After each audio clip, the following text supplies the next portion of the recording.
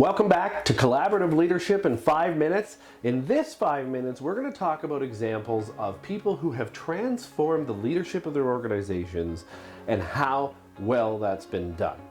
So we are going to talk in specific about Mark Shapiro of the Toronto Blue Jays. Now we have a great interview that we're going to show you about his collaborative leadership approach that we're going to release on Friday as our Friday 5 minutes.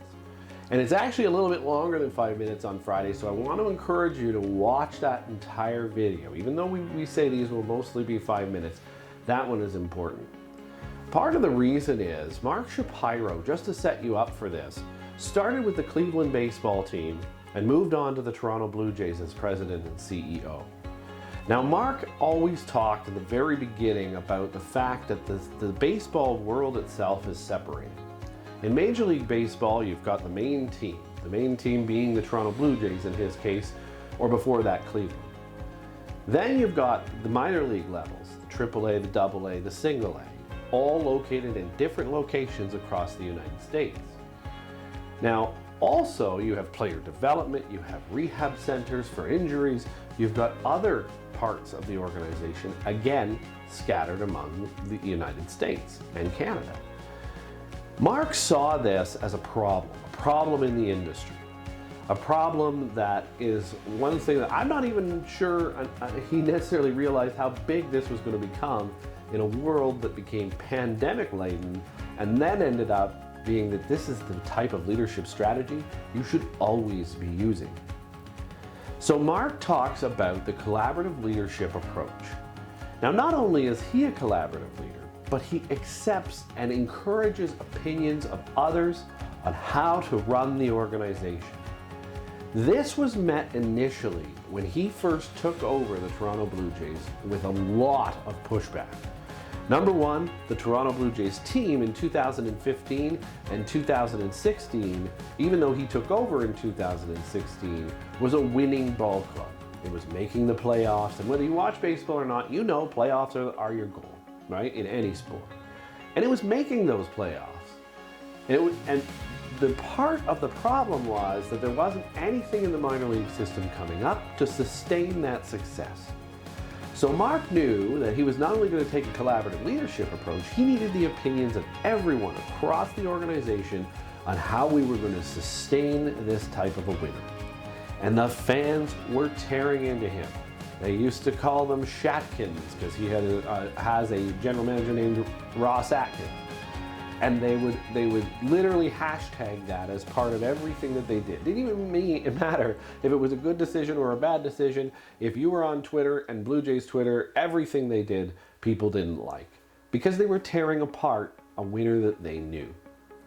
But the goal was never moved away. He never ever moved away from the goal, which is to get to a sustainable winner.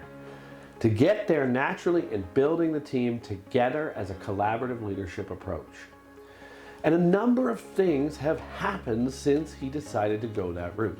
Not only did he stay the course in situations like that, Mark Shapiro really focused on everything, the baseball experience. He knew that there was a number of things that he was going to have to do to drive revenue for the baseball team's owner, Rogers Communications. He knew that the team, if he was going to be able to spend money on players down the road, needed to drive revenue in a lot of different areas. So he asked everyone, from player development to minor leagues to they even went to soccer teams in Europe to talk about their fan experience in stadiums. They did a lot, and they collaborated together. He was involved in every piece of this puzzle.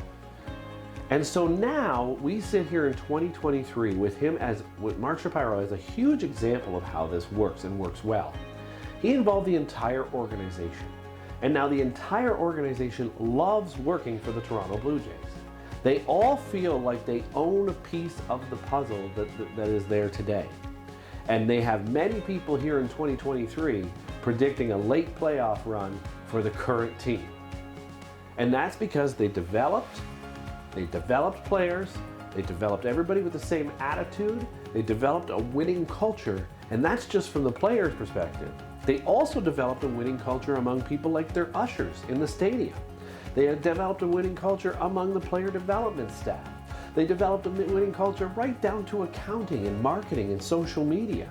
They revamped everything that they were doing and are culminating that with a multi-hundred of millions of dollars renovation to their stadium, the Rogers Centre, which will be revealed shortly, as a matter of fact. So that experience all comes from a collaborative leadership approach. That success all comes from a collaborative leadership approach. The Toronto Blue Jays, being a team in Canada, always struggled to sign free agents. And while they still have to pay more than most areas in the United States do, there are a lot better opinions coming from players about playing for the Toronto Blue Jays, and therefore they're able to sign very successful players. They're able to do this again because of the collaborative work environment. Because of that environment, they've rebuilt an aging and falling apart spring training facility. They now have one of the best injury treatment centers and rehab centers in the entire world, let alone in Major League Baseball in Dunedin, Florida. That complex came from collaborative leadership where they traveled the world looking at other complexes similar to it and built the same thing. Again, Mark was involved in everything. But not just Mark, his entire leadership team, right from Ross Atkins down, right down to the scouts, right down to the managers of the ushers, they were all involved and made their opinions known because the opinions were asked for and cared about. So stay tuned for our next 5 minutes in collaborative leadership. Now that you know it works, we're going to hear from Mark Shapiro on exactly how he did it. And this interview was actually recorded at the beginning of the pandemic. So you'll be able to now take the successes you've seen from his Toronto Blue Jays organization, even if you're not a baseball fan, and see how what he said to us back then was in fact something that created the success we see today. Stay tuned for that. That one drops on Friday.